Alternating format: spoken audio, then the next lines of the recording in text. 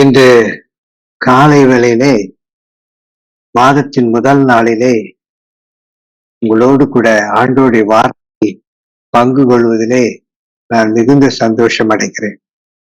கர்த்தர் உங்களுக்கு செய்த எல்லா நன்மைக்காய் கர்த்தரை நான் ஸ்தோத்திரிக்கிறேன். நீ இரட்சகரும் ஆண்டவரும் தேவனும் பிதாவும் குமாரனுமாய் இருக்கிறார் என்று அவரை குறித்து வேதம் நமக்கு சொல்லியிருக்கிறது.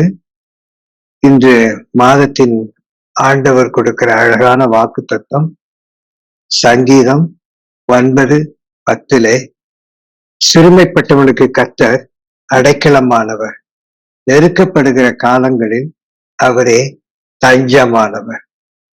10வது வசனம், உம்மை தேடுகிறவர்கள் நீர் கைவிடுகிறதில்லை, ஆதலால் உமது நாமத்தை அறிந்தவர்கள் உம்மை நம்பி இருப்பார்கள். அப்படி என்றால் யார் அவரை நம்பி இருக்கிறார்களோ அவர்களுக்கு அடைக்கலம், அவர்களுக்கு தஞ்சம், கைவிடாதிருக்கிற ஒரு அனுபவம். இந்த 3 ஆசீர்வாதங்கள் உங்களுக்கு இந்த மாதம் கர்த்தர் கொடுத்து உங்களை ஆசீர்வதிப்பாராக. சங்கீதம் 9:10 இந்த கைவிடுகிறதில்லை என்ற தலைப்பின் கீழே பரிசுத்த ஆவியானவர் உங்களோடு கூட இந்த மாதத்தில் இடைபடுவதற்காக நான் கர்த்தரை ஸ்தோத்திரிக்கிறேன். இந்த செய்தியை கொஞ்சம் ஆழமா இருக்கும், ஆனாலும் நன்றாய் கவனித்து நீங்க கேட்பீர்களானால் இறைவனுடைய அன்பை நாம் புரிந்து கொள்ளலாம். இறைவன் நம் மீது வைத்திருக்கிற நம்பிக்கை, உங்களை நம்பிதான் உங்களை ரட்சித்தார். யாரையெல்லாமோ நம்பி ரட்சிக்கவில்லை. நாட்டுக்கு யார் யாரோ நல்லது செய்தார்கள், யார் யாரோ தேச பிதாக்களாயிருந்திருக்கிறார்கள், யார் யாரோ நாட்டுக்கு விடுதலை வாங்கி தந்தார்கள். அவர்களை நாம் பாராட்டுகிறோம், மனதில் நினைவு கூறுகிறோம். ஆனால் அவர்கள் மீது நம்பிக்கை வைக்காத இறைவன் உங்களை நம்பி உங்களை ரட்சித்திருக்கிறார். ஆகவே அவரை நீங்களும் நம்பிக்கையாயிருங்கள். உங்களை நம்பிதான் இந்த உலகத்தில் உங்கள் கணவனை, உங்கள் மகனை, உங்கள் மகளை, உங்கள் மனைவியை, உங்கள் உறவுகளை அவர் கொடுத்திருக்கிறார். இவள் எல்லாரும் அவருடைய சந்ததிகளாய் இருக்க வேண்டும் என்று சொல்லி உங்களை அவர் தெரிந்தெடுத்துக் கொண்டிருக்கிறார். எங்கள் பாக்கியவான்கள். இந்த ஊழியத்திலும் இந்த ஆண்டவருடைய அன்பிலும் வளர்க்கப்பட்டு வந்து கொண்டிருக்கிற எங்கள் அன்பான சகோதர சகோதரிகளே, தேவனை நீங்கள் நம்புவதற்கு காரணம் அவர் உங்களை மீது நம்பிக்கை வைத்தார். அதற்காக அவரை நம்புங்கள். என்னை நம்பி, துரோகியான என்னை நம்பி என்னை ரட்சித்திருக்கிறேன். எத்தனையோ நல்லவர்களை நம்பி அல்ல, பாவியிலும் பாவி, பிரதான பாவி என்னை நம்பி ரட்சித்திருக்கிறேன். அந்த நம்பிக்கைக்கு நாம் பாத்திரமா இருக்க வேண்டும் அல்லவா? ஆகவே கொஞ்சம் கவனித்து கேளுங்கள். ஒரு ஆச்சரியமான வசனங்களை, வார்த்தைகளை, ஒரு பெரிய ரெவல்யூஷனை ஆண்டவர் ரிவீல் பண்ணுவார் என்று விசுவாசிக்கிறேன். கர்த்தர் உங்களுக்கு கிருபை தருவார். நான் சொன்னேன், இந்த வசனத்துல 9வது வசனத்திலே அடைக்கலம். பொதுவாக எல்லாரும் நமக்கு அடைக்கலம் கொடுக்கலாம், ஆனால் ஒரு பாதுகாப்பான அடைக்கலம் எங்கு கிடைக்கும்? தேவன் இல்லாத எல்லா இடத்திலும் பாதுகாப்பான அடைக்கலம் நமக்கு கிடைக்காது. God is our protective refuge என்று வேதம் நமக்கு கற்றுக் கொடுக்கிறது. ஒரு பாதுகாப்பான அடைக்கலம், அந்த அரண், அந்த கோட்டை. ஆகவேதான் அவரே நமக்கு தஞ்சமானவர் என்று நாம் அந்த வசனத்தில் வாசிக்கிறோம். எப்பொழுது தஞ்சம்? நெருக்கப்படுகிற காலங்களில் அவர் தஞ்சமானவர். எல்லாம் இந்த மாதத்தில் பிரச்சனையோடு நெருக்கத்தோடு வந்திருக்கிறீர்களோ, உங்களுக்கு அவர் தஞ்சமானவர். இந்த மாதம் அடைக்கலம் மட்டுமல்ல, தஞ்சமானவர் மட்டுமல்ல, உடைய எல்லா பிரச்சனைகளுக்கு மத்தியிலே அவரை யாரெல்லாம் தேடுகிறீர்களோ அவர்களை அவர் கைவிடாது இருக்க போகிறார். கைவிடவே போகிறார், தூக்கி எடுப்பார். அவருடைய கை என்ன பண்ணும்? உங்களை ஆசீர்வதிக்கும். அவருடைய கை உங்களை தொட்டு சுகமாக்கும். அவருடைய கை உங்களை தூக்கி எடுக்கும். அவருடைய கை உங்களை ஏந்தி நடத்தி செல்லும். அவருடைய கரங்கள் தான் நம்மை எப்பொழுதும் பாதுகாக்கக்கூடாது. அதனாலதான் அந்த கரம் நம்மை கைவிடாது இருக்கிற ஒரு மாதம். ஆகவே இந்த மாதத்தில் நிறைய ஆசீர்வாதங்களை அநேகர் காண்பீர்கள். உங்கள் வியாதியிலிருந்து உங்களை மீட்டெடுக்கிற ஒரு கரம், உங்களுடைய பிரச்சனைகளிலிருந்து மீட்டெடுக்க கிடக்கும்.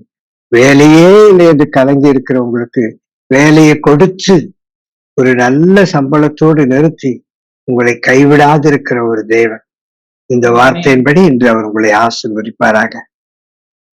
சங்கீதம் 37:28 கர்த்தர் எப்பவுமே ஒரு நியாயத்தை விரும்புகிறவர் என்று எழுதப்பட்டிருக்கும். அவர் தமது பரிசுத்தவான்களை கைவிடுவதில்லை. முதல்ல பரிசுத்தவான்களாகி உங்களை அவர் கைவிட மாட்டார்.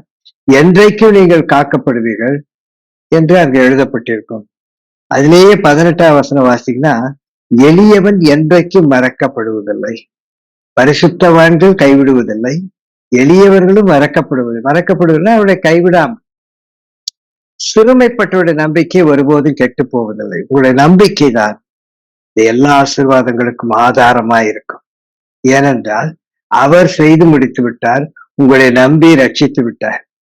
இப்ப நாம அவரை நம்பணும்னா, அவர் எதை நம்பி உங்களை ரட்சித்தாரோ அந்த நம்பிக்கைக்குரிய ஆசீர்வாதத்தை அவர் உங்களுக்கு தருவார்.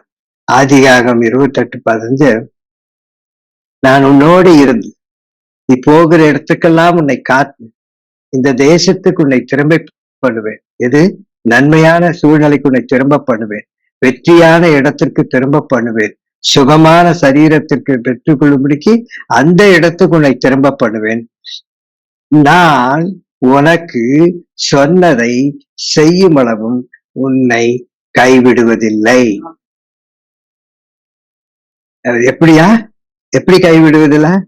அவர் சொன்னதெல்லாம் உனக்கு நிறைவேற்றும் அளவு.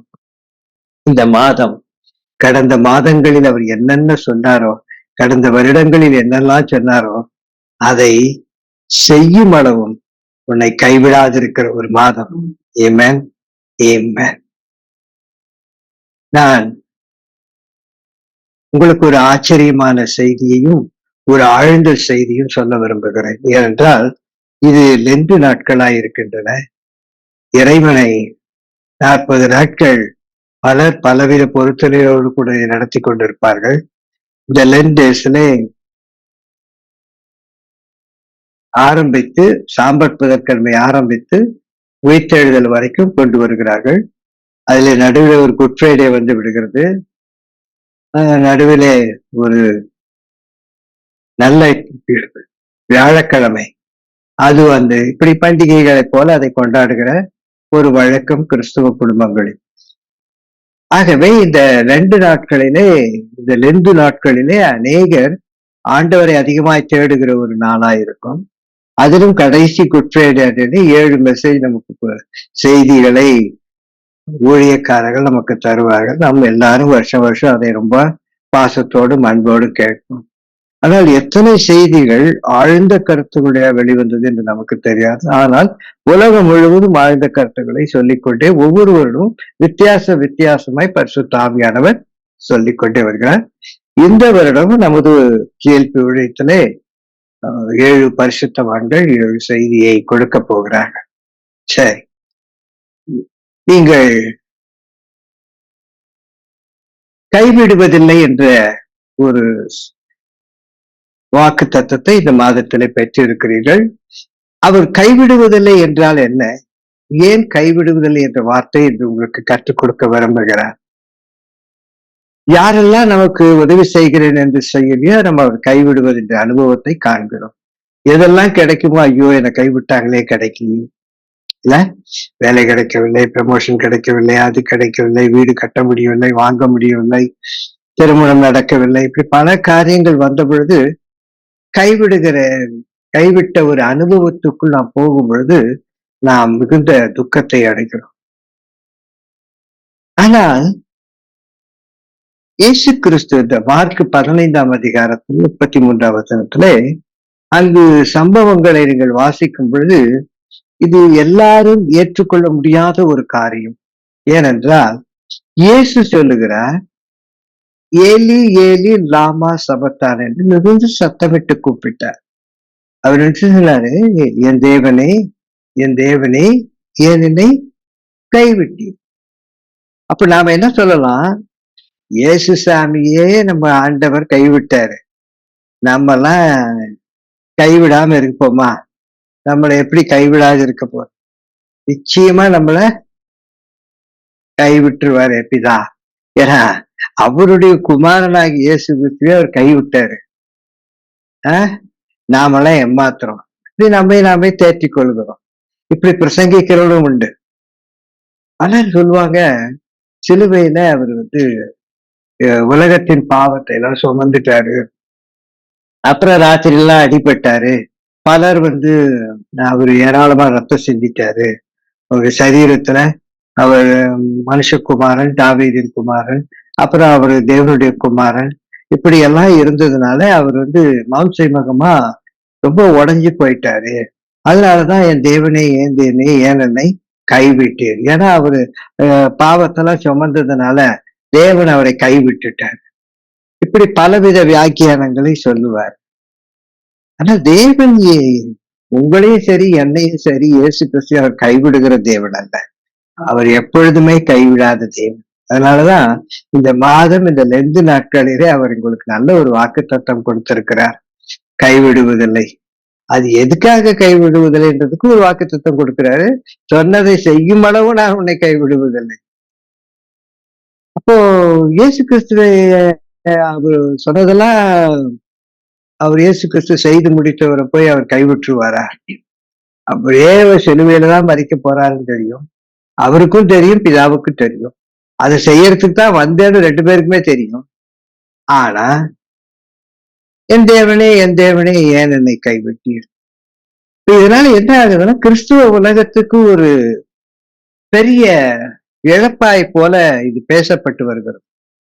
இயேசு கிறிஸ்துவே பாவம் செய்து பாவத்தை சுமந்தாரு, அதனால கைவிட்டாரு. அப்போ பாவம் செய்கிற என்ன மட்டும் அவர் நல்லாவா வச்சுக்க போறாரு? எதையும் அவர் கைவிட போறாரு. ஆனா நீங்க எபிரேயர் 13:5 பாத்தீங்கன்னா, நான் உன்னை விட்டு விலகுவதும் இல்லை, உன்னை கைவிடுவேன் என்று அவர் சொல்லி இருக்கிறாரே. நமக்கே இந்த வாக்குத்தத்தம் கொடுத்திருக்கிறாரே, நான் உன்னை கைவிடுவதும் இல்லை, உன்னை விட்டு விலகு. யோசுவா கூட அதே தான் சொன்னாரு. நமக்கே இவ்வளவு பெரிய வாக்குத்தத்தம் கொடுத்திருக்காரு. எதாவது யோசிக்கிறோமா? ஏசாமி கைவிட்டா அதனால என்னையும் கைவிட்டுருவார். ஏதாவது நடக்கல, ஆண்டவர் என்னை கைவிட்டார். என் புருஷனை ரொம்ப நாளா ரட்சிக்கலே, ஆண்டவர் கைவிட்டார். அவ்வளவுதான். ஆனா வாக்குத்தத்தை என்ன கொடுத்துறாரு?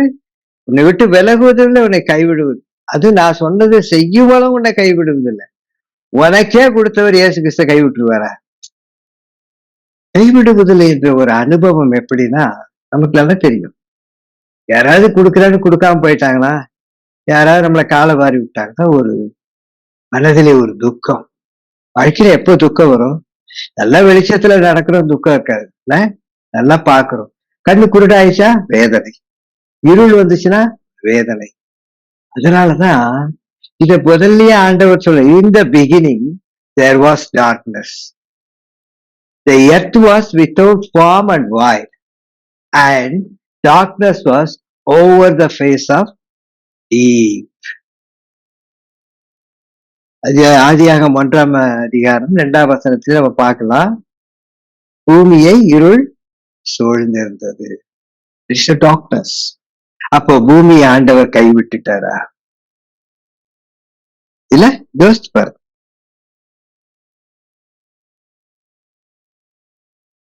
கைவிடுதல் அனுபவம் டார்க்னஸ்க்கு ஒப்புமையாய் வேதம் சொல்லுகிறது. ஒருவேளை என்று நான் இருளுக்குள் வாழுகிறேன், ஒரு கைவிடப்பட்டவளாய் நான் வாழுகிறேன். ஒவ்வொருக்கும் ஒவ்வொரு காரியத்துல ஒரு இருள் இருக்கும். எல்லாருக்கும் ஒரே மாதிரி இருள் கிடையாது. ஒவ்வொருத்தருக்கும் ஒவ்வொரு இருள். ஒருவருக்கு வியாதி என்ற இருளா இருக்கலாம், பலவீனம் என்ற இருளா இருக்கலாம், வேலை இல்லாம இருளா இருக்கலாம், குழந்தை இல்லாத இருளா இருக்கலாம், திருமணமாகாத இருளா இருக்கலாம், மனம் திரும்பாத பிள்ளைகளின் இருளா இருக்கலாம், மனம் திரும்பாத கணவன், மனம் திரும்பாத மனைவி, இப்படி நிறைய இருள் இருக்கலாம், டார்க்னஸ். ஆனால் இந்த இருள் நமக்கு இருக்கிறது. இதே இருள் தான் ஒரு முறை நீங்கள் இந்த இருளை பத்தி வேதம் நிறைய சொல்லி இருக்கிறது. நீங்க ஆதியாகமத்துல வாசிங்கன்னா, சூரியன் அஸ்தமிக்கும் போது, சூரியன் அஸ்தமிக்கிறது, சன்செட், ஆபிரகாமுக்கு அயர்ந்த நித்திரை வந்தது. நல்ல தூக்கம் வந்துச்சு. அதுல என்ன இருக்கே, தூக்கம் தானே. ஆனால் அவன் தூங்கும் பொழுது அவனுக்கு முன்னாடி என்ன இருந்தது தெரியுமா? திகிலும் காரிருளும் அவனை மூடிக்கொண்டது. இது ஆபிரகாம் 15:17 நாம் வாசிக்கிறோம். அந்த 15 அதிகாரம் முழுவதும் வாசிக்கிறான்.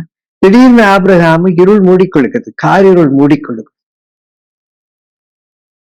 ஏன் இப்படி காரிருள் ஆபிரகாம் மூடிடுச்சே, இப்படி பூமியும் காரிருள் மூடிடுச்சே. நீங்க பாருங்க, ஒரு நல்ல ஒரு ஹோப் மெசேஜ் என்னன்னா, வாழ்க்கையில இந்த சூழ்நிலை ஒரு நம்பிக்கை என்ன தெரியுங்களா? இருள் பூமி, அந்த பூமி இருளுக்குள்ள இருந்தது. ஆனால் ஆண்டவர் என்ன சொல்றாரு? வெளிச்சம் உண்டாக்கணும். அதான் உன்னை எந்த சூழ்நிலையிலும் கைவிடாது இருக்கிற ஒரு அழகான காரியத்தை அங்க தென்படுத்து. இங்க பாத்தீங்கன்னா, இவனை இருள் காரிருளும் திகிலும் சூழ்ந்து மூடி படுத்திருக்கிறான். திடீர்னு இம்மீடியட்லி 15:10 பாத்தீங்கன்னா, கர்த்தர் ஆபிரகாமுடைய உடன்படிக்கை பண்ணார். என்ன உடன்படிக்கை தெரியுமா? இந்த தேசத்தை உன் சந்ததிக்கு கொடுத்து, எத்தனையோ ஆண்டுகளுக்கு பின்பதாய் நடக்க போற ஒரு காரியத்தை ஆபிரகாம், ஈசாக்கு, யாக்கோபு 12 பிள்ளைங்க, அதுல போய் எல்லாரும் போய் யோசிப்பு போய் மாட்டி, அதுக்கப்புறம் 430 வருஷம் அவங்க எல்லாம் அடிமையாக்கப்பட்டு, அப்புறம் மோசே இவங்களெல்லாம் கூட்டிட்டு போய் 40 வருஷம் வனாந்தரத்தில் நடந்து எல்லாம் முடிச்சு, யோர்தானை கடந்து, எரிகோவை கடந்து, செங்கடலை கடந்து, அப்புறம் எல்லா சுத்தி இருக்க தேசத்துல சண்டை போடாம எல்லாத்தையும் முடிச்சு சுதந்திரிக்க போகிற அத்தனை வருடங்களுக்கு முன்பதாகவே இருள் மூடி இருக்கும் பொழுது ஆண்டவர் உடன்படிக்கை செய்தார். இந்த தேசத்தை உன் சந்ததிக்கு கொடுப்பேன்னு சொல்லல, கொடுத்துட்டேன்ட்டார். இம்மீடியட்டா. அதுதான் ஆண்டவருடைய உடன்படிக்கை. ஆண்டவர் சிலருக்கெல்லாம் பாத்தீங்கன்னா தரிசனம் கிளி காமிச்சாரு, சிங்கத்தை காமிச்சாரு, புலிய காமிச்சாருன்னு. இதெல்லாம் என்ன, புலியெல்லாம் உன்னை வந்து கொண்டுடும், கிளி உன்னை கொச்சிரும்னா காமிக்கிறாரு. இல்ல, அவர் உடன்படிக்கை எப்படி தெரியுங்களா? கொடுத்தேன், இட்ஸ் ஆல்ரெடி கிவன், உனக்கு எல்லாம் தயாரா இருக்கு. அதனாலதானே ரெவரண்ட் சொல்வார்ல, அப்பமும் திராட்சரசம் உங்களுக்கு தயாரா இருக்கு, ஆயத்தமா இருக்கிறது. அதாங்க நம்ம ஆண்டவர். காரிருள் வாழ்க்கையில் இருக்கிறதா? டார்க்னஸ் பத்தி பாத்தீங்கன்னா ஒரு குழப்பம். அது வந்து டார்க்னஸ்ன்றது, ஒரு இருள் என்பது ஒரு டிசார்டர் ஆர் சாவோஸ் சொல்லுவாங்க, or formless void. Yet had not yet been ordered, structured, aligned by God. அதாவது கடவுள் உன்னை ரட்சித்தார், ஆனால் உன் வாழ்க்கை இருளுக்குள் இருக்கிறது. ஆண்டவர் ரொம்ப அழகா தான் படைச்சார் பூமியை, ஆனா பூமி இப்ப எதுல இருக்கு? இருளுக்குள். So it's a Bible says it's a darkness. ஒரு குழப்பம் நிறைந்த, என்ன பூமி இப்படி இருக்கே, ஏன் பூமியில இந்த மாதிரிலாம் இருக்குது, ஒரே இருளா இருக்குது, இருள் நிறைந்த வாழ்க்கை வந்து ஒரு டார்க்னஸ். ஆனா அந்த டார்க்னஸ் குறிச்சு வேதம் நமக்கு என்ன கற்றுக் கொடுக்கிறதுனா, இஸ் பியூர்லி ஜட்ஜ்மெண்ட், ஜட்ஜ்மெண்ட். பிசாசு அழகாய் படைக்கப்பட்ட பூமி வந்து பூமியை அதம் பண்ணி பூமி ஒண்ணு இருக்காக்கும்போது காட் ஜட்ஜ்மெண்ட் வருது. அதை ஜட்ஜ்மெண்ட்டுக்காக பூமியை ஜட்ஜ்மெண்ட் பாருங்களேன், எல்லாரும் நல்லா இருக்காங்க, மக்கள்லாம் வராங்க, நோவா எவ்வளவு சொல்லி பார்த்தா கேட்கல, ஜட்ஜ்மெண்ட் கேம். அந்த அவர்கள் முழுவதையும் தண்ணி மூடிடுச்சு, பூமி முழுவதையும் மூடிடுச்சுன்னா என்ன, எல்லாம் இருளுக்குள்ள வந்த மாதிரி ஆயிட்டாங்கல்ல. Judgement game. தி டார்க்னஸ், இருள் எப்பொழுதுமே ஏதோ ஒரு ஜட்ஜ்மெண்ட்டை கொடுக்கக்கூடியது. கடவுளுடைய பிள்ளைகளுக்கு இருள் உடன்படிக்கையை கொடுக்கக்கூடியது. கடவுள் இல்லாத, கடவுளை நம்ப மறுக்கிற பிள்ளைகளுக்கு அந்த இருள் தான் ஜட்ஜ்மெண்ட், அந்த வியாதி தான் ஜட்ஜ்மெண்ட், அந்த பலவீனம் தான் ஜட்ஜ்மெண்ட். யாரெல்லாம் அவரை நம்ப மறுக்கிறார்களோ வாழ்க்கையில் ஏற்படுகிற பிரச்சனை தான் அவர்களுக்கு ஜட்ஜ்மெண்ட். ஆனால் உங்களுக்கு வந்து அது டார்க்னஸ். உங்களுடைய காரில் என்ன தெரியுமா? உடன்படிக்கையை கொடுப்பதற்காக வந்தது. Reconstructing the order. அந்த ஆர்டரை அழகா ஆதியாகமத்துல அவர் மாத்துறாரு. அது என்னப்படி இருந்துச்சு? இருளுக்குள்ள இருந்தத வெளிச்சத்துக்கு கொண்டு வரார். கடவுளை அறியாதவர்கள் அந்த இருளுக்குள்ளேயே இருப்பாங்க. அந்த இருள் அவர்களை வேதனைப்படுத்தும். ஆனால் கடவுளை நம்பின உங்களுக்கு எல்லாம் அவருடைய உடன்படிக்கையை பெற்றுக் கொள்வதற்காக, உங்கள் ஆசீர்வாதத்தை நீ பெற்றுக்கொள்வதாக. வேதத்தில் நீங்க பாத்தீங்கன்னா யாத்திராகமத்துல அப்படி கர்த்தர் மோசையை நோக்கி, தடவி கொண்டிருக்கத்தக்கதான இருள் எகிப்து தேசத்தில் உண்டாகும்படிக்கு உன் கையை வானத்துக்கு நேராக நின்று. இப்போ பார்வோனுக்கு தான் அந்த இருள். நீங்க பாத்தீங்கன்னா இஸ்ரேல் மகன் வெளிச்சமா இருக்கும். இந்த பக்கம் பார்வோனுடைய குடும்பத்தாருக்கு, ஆண்டவரை ஏற்றுக்கொள்ளாத அந்த ஜனங்களுக்கு, மற்றவைகளை வணங்கி கொண்டிருக்கிற பாகால்களை வணங்குற அவர்களுக்கு எல்லாம் என்ன கிடைச்சதுன்னா இருள். அதாவது தடவி கொண்டிருக்கிறதாக இருள். இருள சாதாரண விஷயம் இல்லை. Darkness to be felt. அவங்க அந்த இருள் அவங்க அப்படியே உணர்றாங்க. என்னன்னா அந்த இருள் அவர்களை வேதனைக்குட்படுத்துகிறது. அந்த இருள் அவர்களை வாழ்க்கையை கசப்பு கொண்டு வருகிறது. சும்மா ஒரு ராத்திரினா கூட டார்ச் லைட் எடுத்து போயிடலாம்ல. இல்ல சில பேர் இருட்டிலேயே நடக்கிறவங்க எல்லாம் பார்த்திருக்கீங்களா? இந்த தூக்கத்துல வியாதி வரும் பாருங்க, அவன் தூங்கிட்டே தான் போவான். அவன் இருளுக்குள்ள போற மாதிரியே போவான். சில பேர் ராத்திரில கூட எல்லாம் போவாங்க. சில பேர் ராத்திரில கூட சுடுகாட்டுல போய் மந்திரம் ஓதுவாங்க. இல்ல இருள் அவனுக்கு வெளிச்சத்து மாதிரியே இருக்கு. ஆனா ஜட்ஜ்மெண்ட் இருள் இருக்குல்ல, அது அப்படியே நம்மள உணர வைக்குமா? தடவி கொண்டிருக்கத்தக்கதான இருள். அந்த இருளை ரொம்ப அழகா வேதம் நமக்கு. அந்த இருளை அனுபவிக்கும் போது துக்கம், அந்த இருள் இருக்கும்போது அவ்வளோ வேதனை தான். அப்படியே அவன் தடவி தடவி தடவி பாக்குற இருள் வேற. சாதாரணமா நம்ம வீட்டுல பவர் கட் ஆச்சுன்னா அதுல எல்லாம் உட்காந்துருப்போம்.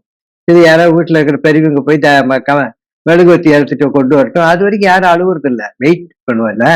ஆனா இந்த இருள் அப்படி இல்லை உங்களுக்கு. அப்படியே தடவி felt, they felt that darkness to be felt. அது காரிருள், பயங்கரமான இருள். அந்த ஜட்ஜ்மெண்ட்டை நம்மளால தாங்கவே முடியாது. ஆமோஸ் 8:9, ஏசாயா 13:10, 24:23, எசேக்கியேல் 32:7, யோவேல் 2:10, 31, அப்புறம் 3ஆம் அதிகாரம் 15ஆம் வசனம், ஆமோஸ் 5:20, செப்பனியா 1:15, 6:12, 8:12, இதெல்லாம் நீங்க எல்லாம் வாசித்து பார்த்தீங்கன்னா வாழ்க்கையில இந்த டார்க்னஸ்னுடைய ஜட்ஜ்மெண்ட்டை, புதிய ஏற்பாடுல பாத்தீங்கன்னா, ரெவல்யூஷன்ல பாத்தீங்கன்னா, the final day of judgment will be like, எப்படி இருக்கும்? The sun will be dark. Mark 13:24 கூட ஏசாமியே சொல்லுவார், இந்த சூரியன் இருளாயிடுன்னு சகப்பாயிரும். So the God's judgment is darkness for the யாருக்கு? அவரை ஏற்றுக்கொள்ள மறுக்கிறவர்கள். ஆனா இயேசு கிறிஸ்து பாவமே இல்லாத அவர், இயேசு கிறிஸ்து குற்றமே இல்லாத அவர், ஒரு தேவன், கடவுள், ரட்சகர், அவரை கொண்டு போய் சிலுவையில அறைஞ்சிடுறாங்க. நல்லா பாருங்களேன், கடவுளுடைய நியாயம், the thick darkness of God's judgment அவர் மீது வழுகிறது என்று வேதம் நமக்கு சொல்லுகிறது. நாம அப்படிதான் அதை பரிசீலிக்கணும். நீங்க 2 நாட்கள் இதை ஆராய்ச்சி பண்ணுங்க. நீங்க நல்லா அதை படிச்சு பாருங்க. சிலுவையில அவர் என்ன சொன்னாரு? அழுகிறாடி, cry. What happened at the cross? சங்கீதம் 22:1 சொல்லி இருக்குது, இப்படிதான்டா இயேசு கிறிஸ்து கதறுவாரு, என் தேவனே என் தேவனே ஏன் என்னை கட்டி எனக்கு உதவி செய்யாமலும் நான் கதறி, cry, கழுவுறாரு. கதறி சொல்லும் வார்த்தையை கேளாமலும் ஏன் தூரமாய் இருக்கிறீர்? இதுல நல்ல ஆண்டவரை ருசி பார்த்தவர்கள் இந்த வசனத்தின் ஆழத்தை புரிந்து கொண்டால் அவர் ஏன் கதறினார் என்று எளிதா சொல்லலாம். கடவுள் கதறினார்னா அவர் தெரியாதா? நான் சிலுவையை சுமக்கத்தான் நான் வந்தேன், அப்புறம் ஏன்டா அழுகுறாரு அவரு? என்ன முன்னுக்கு புறனா இருக்குதே எல்லாம். எல்லாத்தையும் ஏத்துக்கிறேன்னு சொன்னாரு. சரி, கெத்செமனே தோட்டத்திலயாவது சொன்னாரு. ஐயோ! இது என்னால தாங்க முடியாதுன்னு சொன்னாரு. அப்புறம் இல்ல, இல்ல உன் சித்தம் என் சித்தம், நான் அதை ஏற்றுக்கொள்றேன். அந்த பாத்திரத்தலாம் நான் ஏத்துக்கிறேன்னு சொல்லிட்டு, மறுபடியும் சிலுவையில வந்து ஒரு கதறி சொல்லும் வார்த்தை ஒரு கான்ட்ரடியா இருக்கலாம். அநேகர் அதை ஏற்றுக்கொள்ள முடியாததா இருக்கலாம். கிறிஸ்தவர்களே அதுக்கு சரியான பதில் சொல்ல முடியாமல் நிறைய பிரசங்கித்துக் கொண்டிருக்கிறார்கள். பாதி உண்மையா இருக்கிறது, மீதி பாதி அவர்களுக்கு தெரியவில்லை என்று சொல்லலாம். ஏன் ஆண்டவர் கதறினார்? ஏன் கதறினார்? அவர் ஏன் கதறணும்? கதறக்கூடியவராய் இருக்கிற மனிதன் அல்ல அவர், இல்ல? இயேசு கிறிஸ்து கடவுள் தானே. எல்லாமே சொல்லுங்க, அவர் கடவுள். அந்த கடவுள் கதறினாள் என்றால் எல்லாருக்கும் அது ஒரு கஷ்டமா இருக்குல்ல. அது ஏற்றுக்கொள்ள முடியாது. மற்ற எல்லாம் நாமளும் கூட மனதளவில் நிறைய பேர் ஏற்றுக்கொள்ள மாட்டீங்க. இயேசு ஏற்றுக்கொள்றவர்களுமே அவர் ஏன் கத்துறோம்? இது ஒரு தேவையில்லாத செயல் அவருக்கு. நிறைய பேர் சொல்லுவாங்களே, இதெல்லாம் ஒரு தேவையில்லாம பேசிட்டாங்க அப்படிங்கிற மாதிரி தான் இல்ல. என் இயேசு கிறிஸ்துவோ சரி, என் கடவுள் பிதாவாக்கி தேவனோ சரி, பரிசுத்தாவியானதோ எல்லாளவும் கூட தவறு செய்யாதவர்கள். வார்த்தையினாலும் சரி, நடக்கையினாலும் சரி, வாழ்ந்து காட்டின விதத்திலும் சரி, மரணத்திலும் சரி, தவறே இல்லாத ஒரே ஒரு புத்தகம் வேத புத்தகம். ஏன் இயேசு கிறிஸ்து கதறினார்? என் தேவனே, என் தேவனே, ஏன் என்னை கைவிட்டேன்? நல்லா யோசிச்சு பாருங்க. இது சொல்ற வார்த்தை பிதாவாகிய தேவனையே தவறாய் சொல்வதை போல இருக்கு. அவர் சொல்றார், நான் உன்னை விட்ட விலகுவதில்லை, நான் உன்னை கைவிடுவதில்லை. மனுஷனுக்கே சொன்னவரு இயேசு கிறிஸ்துவுக்கு சொல்லியிருப்பாரா? செய்திருப்பாரா? அப்போனா இந்த வார்த்தை தவறா? இந்த வார்த்தை பொய்யானதா? என் நண்பர்களே, நீங்க வேதத்தை நன்றா வாசித்து பார்த்தால் உண்மையிலே ஒரு நல்ல ஒரு யாவருக்கும் ஆவியானவர் என்று அழகான ஒரு நல்ல செய்தியை சொல்லிக் கொடுக்கிறார். மனதிலே வாங்கிக் கொள்ளுங்கள், வார்த்தைகளை விட்டு விடாதீர்கள். ஆதியில் என்ன நடந்தது? ஆதாமும் ஏவாளும் பாவம் செய்தனாலே பாவம் பூமிக்கு வந்து விட்டது. பாவத்தின் சம்பளமும் மரணமும் வந்துருச்சு. இது எல்லாருக்கும். இப்போ என்ன கலாத்தியர் 3:10 சொல்லுவான், நியாயப்பிரமாணத்தின் கிரியைக்காரர் யாவரும் என்ன பட்டிருக்காங்க? சாபத்திற்குட்பட்டிருக்காங்க.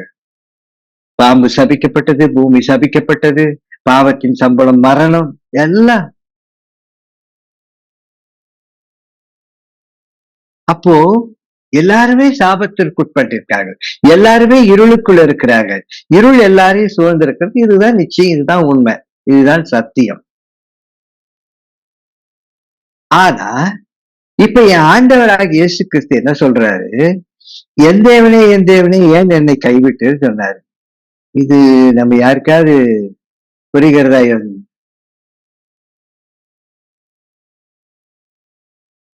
நன்றாய் உற்று கவனித்து பாருங்கள். சொல்லுகிறது இயேசு யாருக்கு சொல்றாரு? பிதாவாகிய தேவன். இப்ப கான்வர்சேஷன் பெட்வீன் இயேசு தேவனை நோக்கி சொல்லு. உங்களை பார்த்து சொல்ல. நீங்க வந்து சிலுவையில் அரைஞ்சவங்கல்ல, நாமெல்லாம் யாரு? சிலுவையில் அரைவங்க. ஏப்பா என்ன சிலுவையில் அஞ்செல்லாம் அவர் கேட்க மாட்டாரு. நல்லா தெரியும், நம்ம ஆளுங்கெல்லாம் நம்மளை தவிர வேற யாரையும் கைவிடாம இருக்கு. கைவிடாது இருக்கிற, அதுக்கிட்டே பிறந்தவ மாதிரியே கைவிடாது இருக்கு. நிறைய பேரு புருஷன் மனைவியை கைவிட்டுருவான், மனைவி புருஷனை கைவிட்டுருவான், பிள்ளைகள் பெற்றோரை கைவிட்டுருவாங்க. அந்த கைவிடுக்கிறதுல நம்மள மாதிரி எக்ஸ்பர்ட் யாருமே இருக்க மாட்டாங்க. ஆனால் இதை சொல்லுகிறவர் இயேசு கிறிஸ்து யாரை குறித்து சொல்லுகிறார்? பிதாவை நோக்கி சொல்லுகிறார். ரோமனியோ, இப்ப சாஸ்திரிகளையோ, நியாய சாஸ்திரிகளோ, பிரதான ஆசாரியரோ, அரசர் யாரையும் சொல்லல. ஏசாமி ஸ்ட்ரெயிட்டா ஒரு பெரிய கம்ப்ளைண்ட போட்டார். பெரிய கம்ப்ளைண்ட். உலக தேவனால் செய்யாத ஒரு காரியத்தை செய்தது போலவே கம்ப்ளைண்ட் போட்டார்.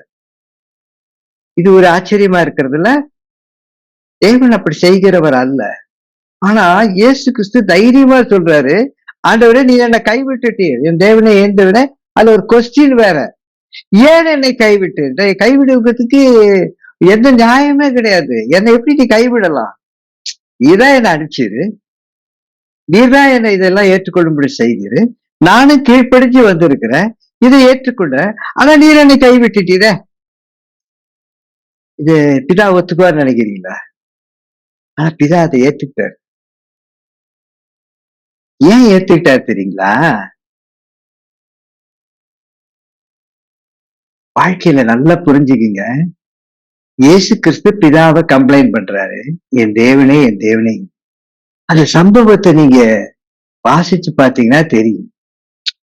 என்னென்னலாம் நடந்தது.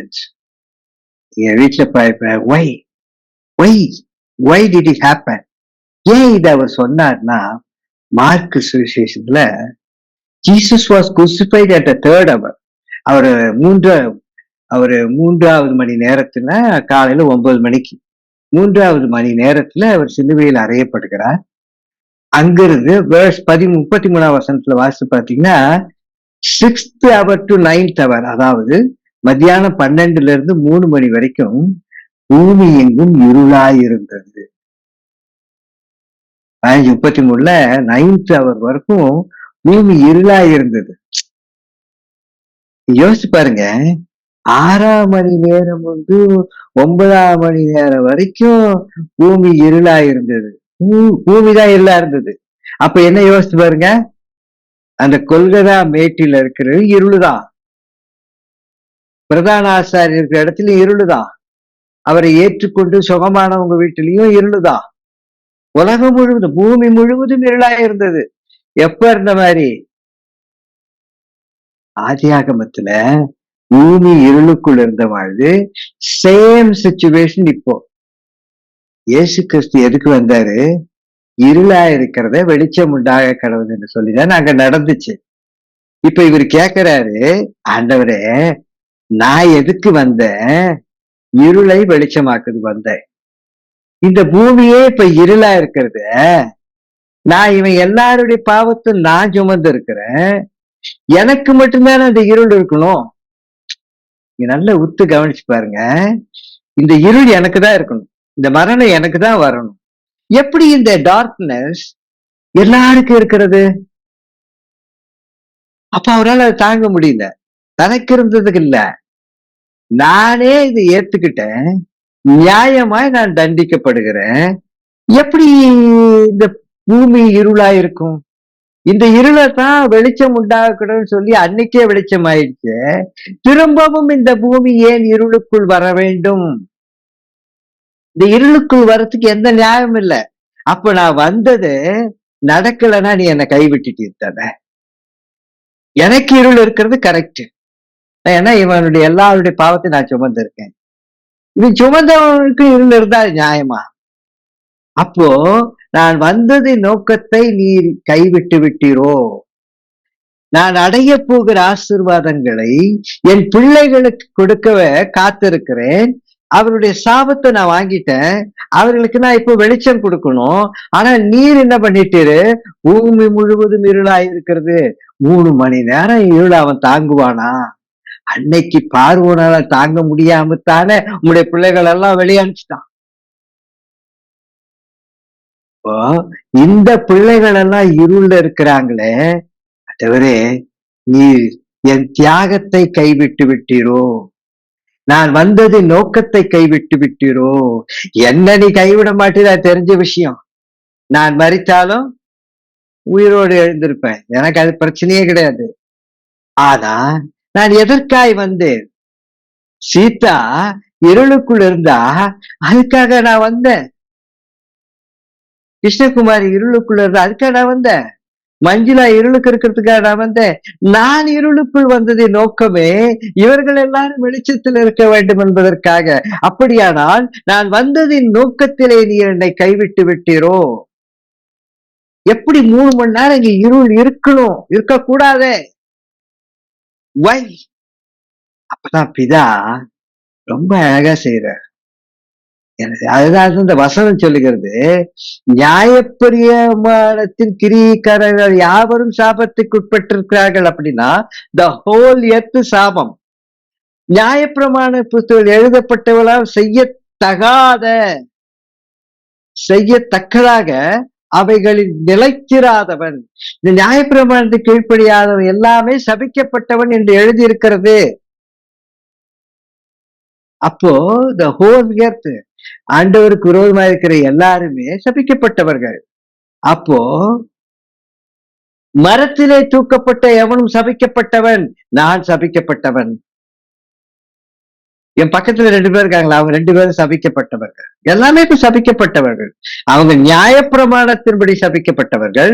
நான் மரத்தில் தூக்கிலிடப்பட்டபடியினாலே அந்த பிரமாணத்தின்படி நான் சபிக்கப்பட்டவன். புரியுதுங்களா? ஏன் ஆண்டவர் அந்த தாவமான்னு சொல்லிக்கிறாருன்னா, நான் பரிசுத்தவானா இருந்ததினாலே சபிக்கப்பட்டவன் அல்ல, நியாயப்பிரமாணத்தின்படி இந்த சிலுவையில் நான் தொங்குகிறபடினாலே. ஏனென்றால் பாவிகளை சிலுவையிலே அறைந்து கொலை செய்கிற வழக்கம் இல்லையா?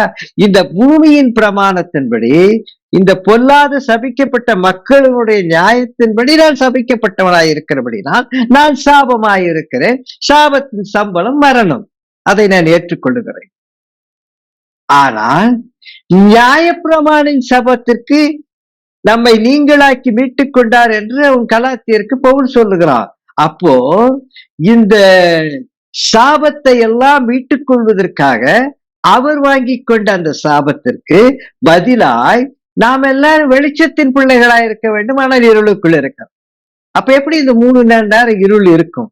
இந்த 3 மணி நேரம் இருளைத்தான் என் ஆண்டவரால் தாங்க முடியவில்லை.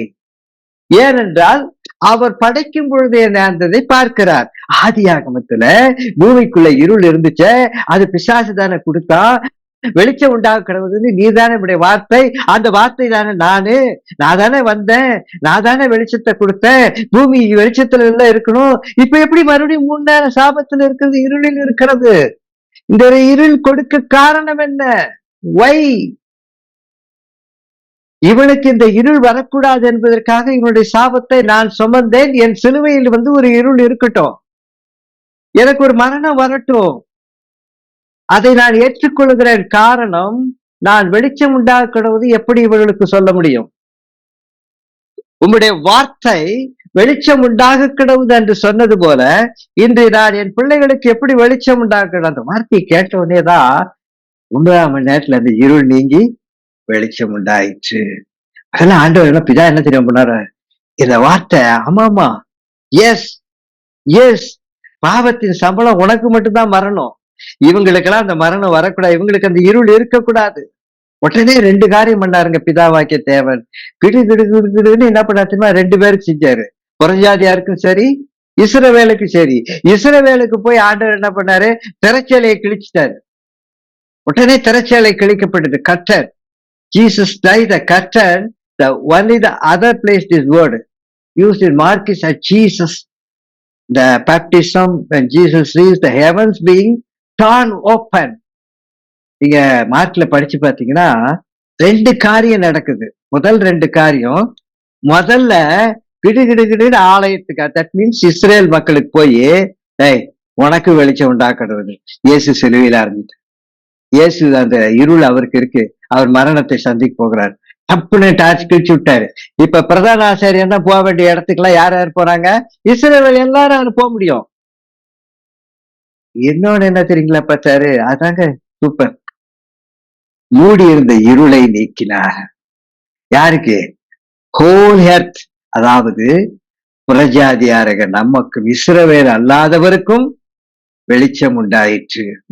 ஏன்னா அப்படின்னா நம்ம எல்லாருமே பரலோகத்துக்கு தானே போக போறோம். அதுக்கு எதுக்கு இந்த பைபிள், ஜெபம், ஊழியம், அது இதுல நம்ம நினைப்போம், நம்ம நல்லாவே நினைப்போம். அந்த மாதிரிலாம் வை இயேசுக்கு மட்டும் அந்த கேள்வி இல்லை, நமக்கும் அந்த வை வரும். நமக்கு ஏராளமான வை வரும். ஏன் என் பையனு கல்யாணம் ஆகல, ஏன் பொண்ணு கல்யாணம், ஏன் வேலை கிடைக்கல, ஏன் அது கிடைக்கல, ஏன் இது கிடைக்கல, ஏன் எனக்கு இந்த வியாதி வந்தது, ஏன் ஏன் ஏன் ஏன் வை நிறைய. ஆண்டவருக்கு வந்த ஒரே வை என்ன தெரியுமா? ஏன் இவனுக்கு இருள் இருக்கு? பூமியில இருள் இருக்கக்கூடாது.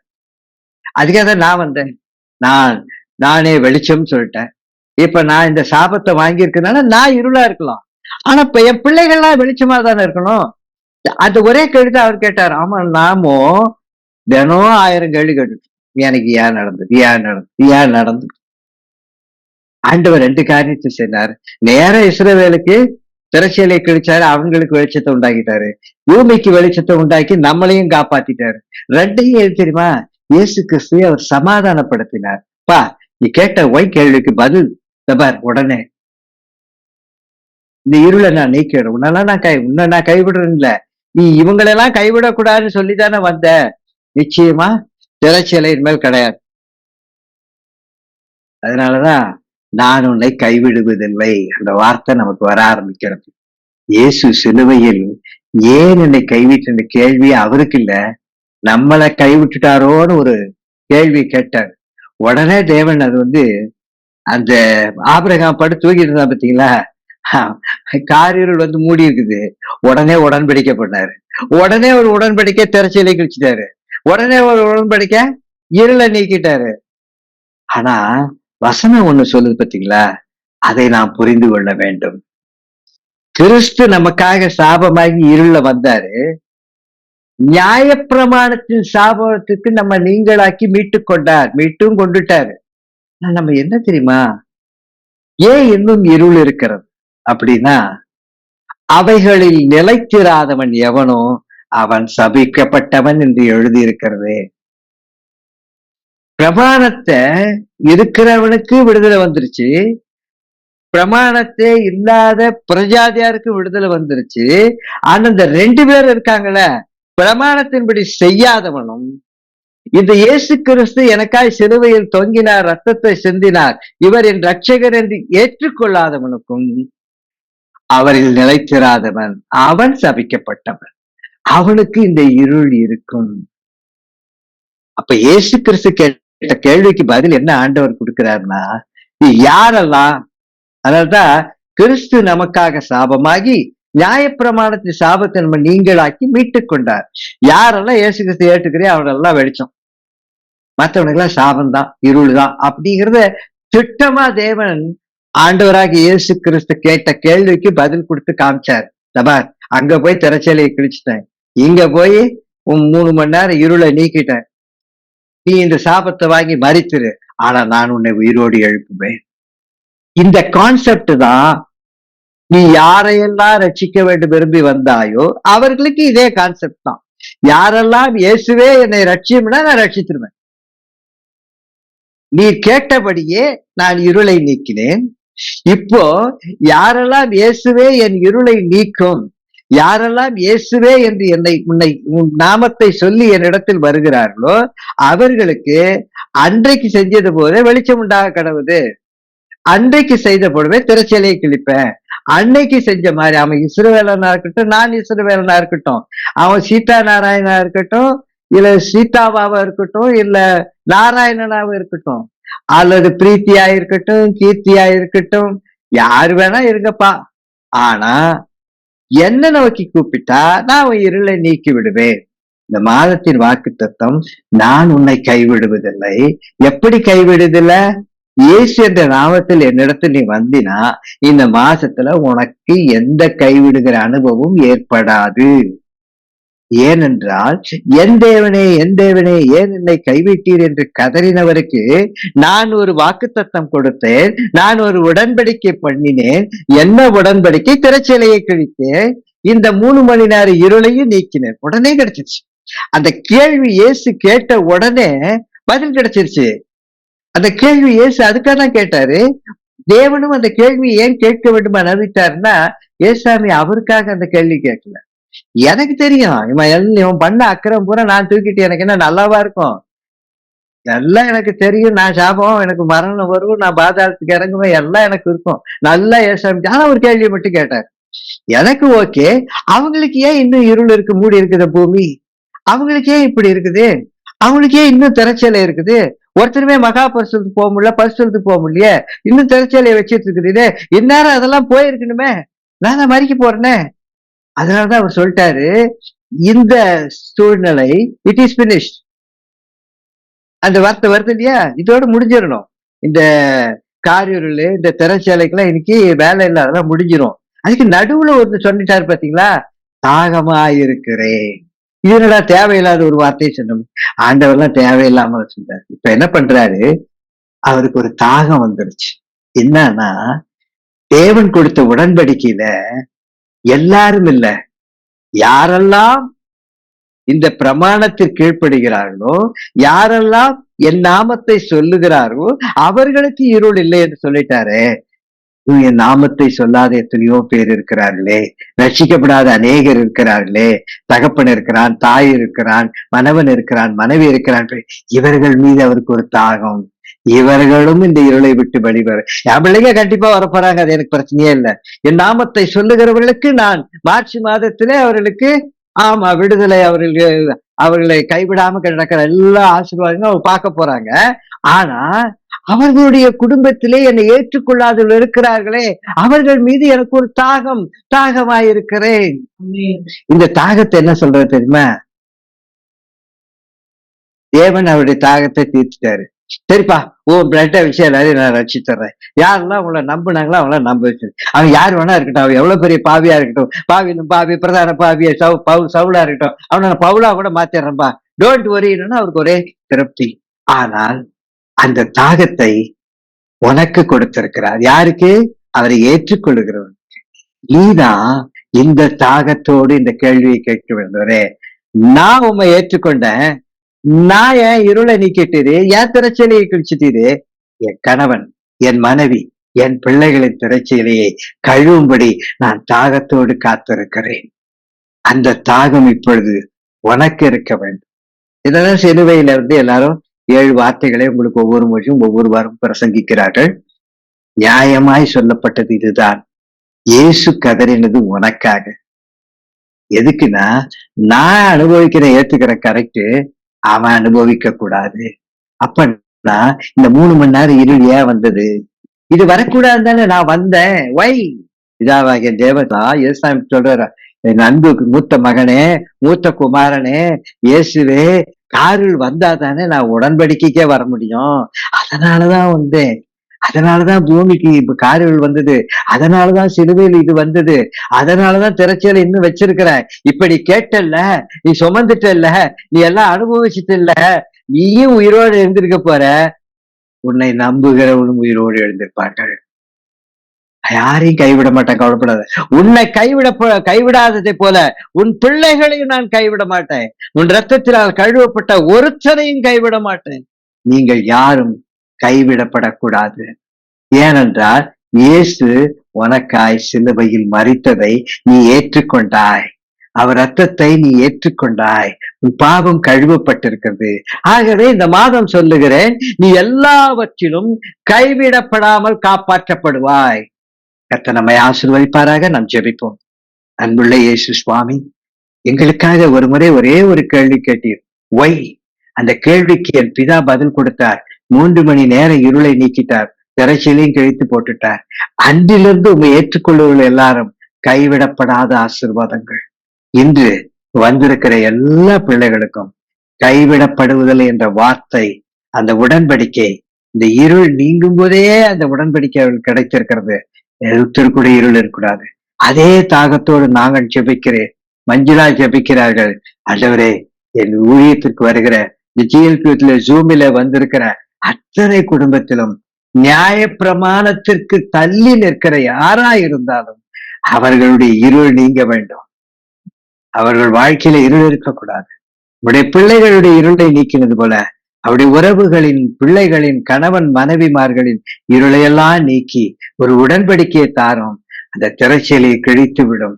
அந்த இருளை பூமியிலிருந்து நீக்கிவிடும். சமாதானமா இருக்க உதவி செய்யும். ஆசீர்வதியும்.